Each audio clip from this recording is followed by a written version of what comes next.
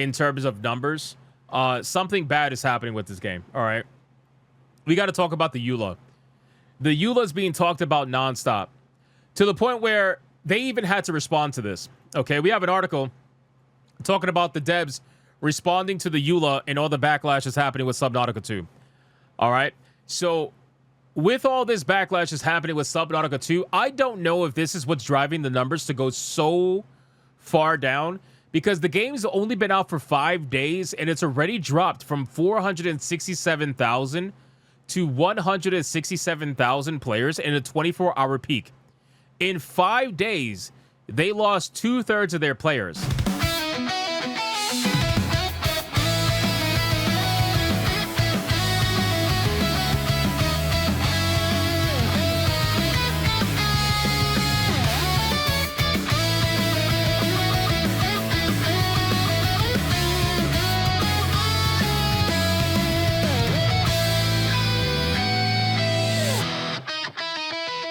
Now, granted, it's an early access video game.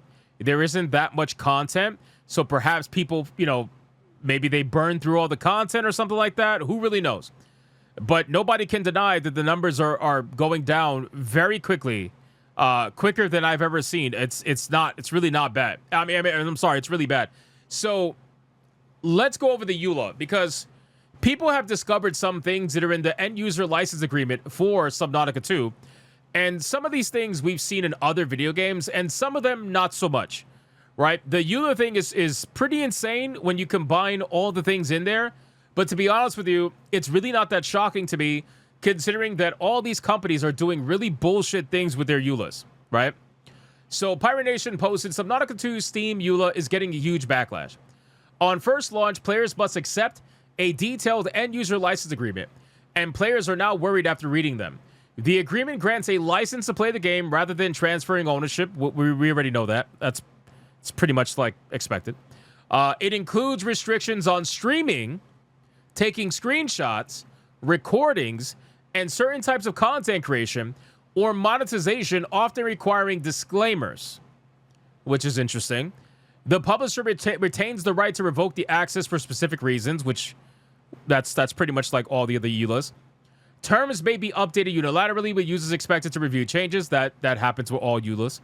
The agreement covers data collection practices involving personal and device information, which has started to become a little bit too common, unfortunately. It addresses ownership of player-created content, modifications, and related materials, which all EULAs do. Additional clauses address liability limits, dispute resolution through arbitration only in California. So they're saying that if you decide to want to sue them, you can only sue them in California. You're only allowed to sue them in their home turf. Which is, again, like, it's amazing that these fucking companies are trying to dictate where you are allowed to sue them and where you're not allowed to sue them. It's kind of insane. It's very suspicious. They also have prohibitions on certain software tools. They don't want you to utilize a VPN. They don't want you to utilize a VPN, boys. That right there is sus as fuck. And it's because they want to harvest your data, right? They want to harvest your data. So if you utilize a VPN, it's going to fuck with the information that they have, and it's not going to allow them to be able to sell your data easily. That's really what I think that's about, but, maybe I'm wrong on that. Amongst other activities as well. The game has achieved strong reception overall, which is true, with very positive Steam reviews, which is true, and high concurrent player accounts. Unknown Worlds Entertainment has noted that it is reviewing player feedback on their EULA. Some players have requested refunds after reading the EULA, while others just say the terms are now normal with industry standards. So, again, it is normal for some of the stuff, okay? It's not normal for other things, like banning VPN usage. I haven't seen other EULAs say that very often. The arbitration thing, I've seen them say that, but I haven't seen them geo-lock it. Like, I haven't seen them say, you have to sue us in this state. I've seen them say you can't sue us in class action. I've seen them do that. But I haven't seen them like geo-lock it to a certain state. So I don't know. Listen, the EULAs are always changing. They're complete bullshit half of the time. But this backlash was so big that they had to respond to this. Look at what some of it says. Let me make this bigger so that you guys can see this. Look at this. Is the license itself restricted? From my reading, I spotted 4 major points of concern. All the content you make for the game, such as but not limited to mods, is not your property, but belongs to the company. So the mods are not even your own. Okay? You renounce your right for class action suits. Oh, wow. Okay, we're going crazy now. Additionally, you agree to obligatory arbitration as imposed first step with a specific arbitrator imposed in the license. There are 2 sections regulating data collection and privacy. While the first one isn't quite concerning, they specify they won't sell your data for a few targeted purposes, but it has enough exploitable loopholes. The second section specifies full data collection, sharing, selling, etc. And on the oft-heard refrain, you do not own the game, you only license it. But again, this is something we've known for digital media for the longest time, okay? But apparently, you are going to renounce your right to sue them in a class action lawsuit. Now, Nintendo did something similar to this. 2K Games also did something similar to this, if I'm not mistaken. Very interesting stuff. Now, it's so funny. 77 in the chat says conspiracy theory. They're trying to tank their own game. It's so funny you say that because we already know that the Krafton CEO is trying to do everything they can to stop the game from selling 5 million units. But that's a whole nother story, right? Let's talk about their response. So, the Subnautica 2 devs have now weighed in on this entire situation, and they responded to the EULA concerns, and they said that they would obviously never take any action against streamers and are looking into other concerns. You can't say this, brother. You can't say, oh, obviously we're not going to actually enforce it. You can't say that. You have it in a end user license agreement. You realize that if this were to go to the courts and some lawyer wants to utilize these words against you, this will throw out your entire EULA. This will throw it all out because they're going to be like, well, you said you're not going to enforce this, so why are you enforcing other things in your EULA? It's all gone. There's no point. Like, you guys have this in writing that people are accepting before playing your game. That is not good. So why would anybody believe you and say, well, obviously we're not going to do anything about it? Like, guys, so why did you put it in there? If you're not going to do anything about it, why'd you put it in there? Oh, to protect us. From what? You're not going to do anything about it. Anyway, let's see. If you haven't read the EULA, Subnautica 2's agreement has a few worrying highlights. As one fan noted it, that this is ranging from not allowing players to use a VPN while playing to not being allowed to go against social norms, whatever that... Wait, what? Not being allowed to go against social norms? Whatever that means. And the inability to sue the previous publisher, Krafton. It's concerning to say the least. What the fuck does not going against social norms mean? The hell does that even mean? It's concerning to say the least, especially amid the all stop killing games discussions online. Folks in the comments share their frustration surrounding the EULA, dubbing it conditions and insane overreach, and even illegal in regions like Europe.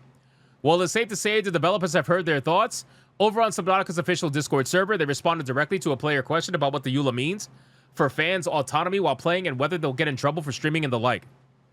Unknown's reply reads, we will obviously never take action against any player playing the game, streaming it on Twitch or YouTube or in Discord to friends. You can play on Linux with Proton. We're Steam Deck verified. We have nothing that runs outside the game executable, and we have something or someone looking into the EULA. You're also welcome to mod the game as long as you follow the rules shared a while back. So why put it in there, bro? Why put it in there? Is it Unknown Worlds that did that? Is it Krafton that did that? Did Krafton sneak this in there? Are they trying to fuck with people? Like, why would you... What does that even mean? You can't go against social norms. What does that even mean, bro? It's certainly a reassuring message. No, it's not. Not at all. From a bit about streaming to the mention of no other application running in the background to potentially monitor what players are doing.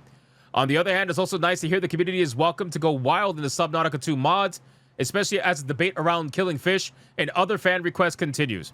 Part of me does wonder whether Krafton, the sequel's original publisher, will also respond. Players seem pleased enough with Unknown's comment. Anyway, taking to a thread on the matter to share as much as one fan puts it, that's a relief. How is that a relief? It's amazing how people would just like completely throw something away into the wind. It is not a relief until they take it out the EULA. Because they can say they'll never take action against you, but they have a EULA that says they will take action against you. So what the fuck? How is that a relief? Old Man Cat says Krafton put it in there to cut sales numbers. Same with the woke rumors. I don't know. Maybe. Blast says, so this EULA is just the same shit every other game has. The EULA is there to just save the devs' ass. That's it. See, Blast, the thing is, though, you say that, but that's not necessarily true. Because there are some things in this EULA that I haven't personally seen in any other EULA. Like the VPN ban, for example. I haven't seen that. I'm sure it's out there. I'm just saying I haven't seen it. It's not like super common. Not only that, the what do you call it? The don't go against social norms. What the fuck is that? What is that? Unless they started sneaking that into EULAs recently, I haven't seen that. Everything else though, I have seen, which is why I pointed out, like with Pirate Nation's post, what has been and what has not been, at least from what I've seen anyway. So I don't know, man. This shit seems pretty insane. Their response doesn't really give me that much. How do I put it? That much relief, like other people are saying. Personally, I think that this is ridiculous. They need to definitely. You can clearly tell that this is ridiculous because if they have someone looking at it, that means there's shit in there that the developers probably didn't even know was in there, which is probably true, right? Because let's be real, these developers, they don't make the EULA, right? The legal team makes the EULA. So they probably stuck some shit in there and the developers are like, oh, I didn't even know that was in there. They probably didn't have any, they probably had no idea, right? So I think that's fair to say. So whether or not there's any changes to the EULA, I'm sure there will be some. But probably what's going to happen is they're probably going to make it even more vague, where it's like you kind of can, you kind of can't, and they're going to keep it somewhere in the middle.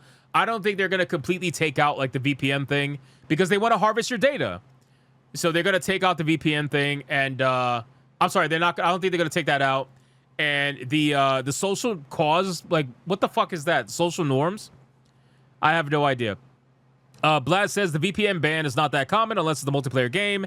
And in a competitive one, honestly, I think most of the EULA was made by Krafton's legal team. Yeah, 100%. I agree with that. I agree with that, Blast. I think that they 100% had their legal team obviously draft this up and make this. The developers had no idea that this was going in there because let's be real, they don't read the EULAs, right? That's what the legal team is for. And now they're probably trying to do damage control. They probably reached out like, hey, what the fuck is this? They probably called Krafton or the legal team or whoever, and they're like, we're getting roasted out here because of what you guys put in the EULA. You got to do something about this, right? They probably called up and said something along those lines. Tiger King says Krafton probably added some of these so they have more to sell to be able to the bonuses. If that causes sales to drop greatly, then it's less likely that they even have to pay the bonus. Maybe they did. Again, we could go above and beyond and say like maybe it's a conspiracy or whatever. I don't know if it's that far. I just think that it's a legal team that has been known for doing some sus shit, right? Krafton's been known after the lawsuit for doing really suspicious shit. So I'm not exactly surprised to see them sneaking a EULA that has some really weird shit in it. Like I'm not surprised whatsoever to see that. So I don't know. We'll see what ends up happening with this situation. I've been wanting to talk about this for a while, and I decided I was going to talk about it today. And luckily, we did get a response from Krafton. I'm sorry, not Krafton. From Unknown Worlds, we did get a response from them at the bare minimum. Now it's up to Krafton whether they're going to respond or not, although I highly doubt that they will. So we'll see. Again, I'm not putting this on the Unknown World developers. I'm putting this on Krafton personally. That's where I'm putting this. So just so we're very clear, I don't want people to think I'm blaming Unknown Worlds for this. They're not the ones who make the EULA. It's Krafton that makes the EULA. So they're the ones that really should answer for all of this stuff. So we'll see what ends up happening. Didn't the judge order Krafton to pay the bonus regardless now? No. What they did was they ruled that Krafton had to hire the old CEO back. They had to allow him to work on the game and release the game in early access. And they have until September to hit 5 million sales, which the game has already sold over 2 million sales within a couple of days. So we'll see how it happens. But they have till September to make it happen. So we'll follow up with it and we'll see what goes on with that.